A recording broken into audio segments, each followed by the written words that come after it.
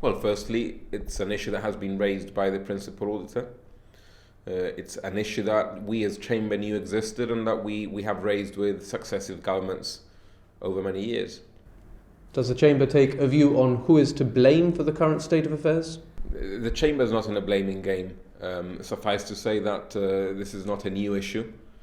It's one that has been going on for many, many years, that we have raised on repeated occasions, and that is being tackled now, thankfully. You've said that the current state of affairs is unacceptable. Why so? Two reasons. One is the level of rent arrears, but more importantly is the fact that we know that there are people who can pay and who are simply choosing not to pay. Not enough has been done so far to recover those monies. What specifically would you like the government to do in order to try and claw back those arrears? Well, take more robust measures, whether by legal action or otherwise. As Chamber, we mentioned in a 2015 election wish list that perhaps setting up an independent body to collect arrears and thus depoliticising the whole process could be an avenue that is worth pursuing. We don't know whether government will proceed in that way, but we understand that the message has gone out that they're going to take robust but prudent action to recover these rent arrears. In case somebody thinks that the Chamber is a cold and uncaring association or body, you do acknowledge that there are some people who can't pay. Correct, and we've said exactly this in our press release, that we acknowledge that there are social cases in which individuals or families are unable to pay, and we don't expect harsh action against in those circumstances, but we also know that there are many individuals who are just choosing not to pay to maintain a higher standard of living in other areas.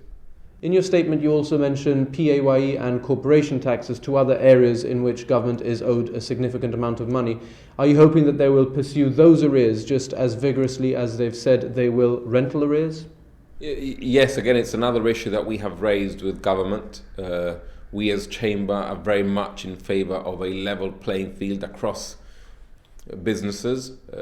Obviously, if some businesses are not paying corporation tax and PAYE, they represent unfair competition to those businesses that are paying and are paying on time.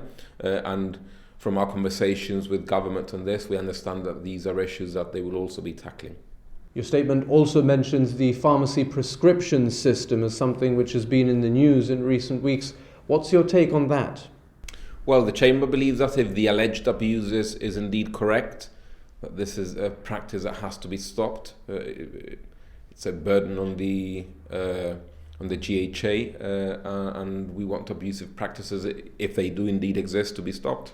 Finally, the Chamber has effectively applauded the reining in of government departmental spending. Why so?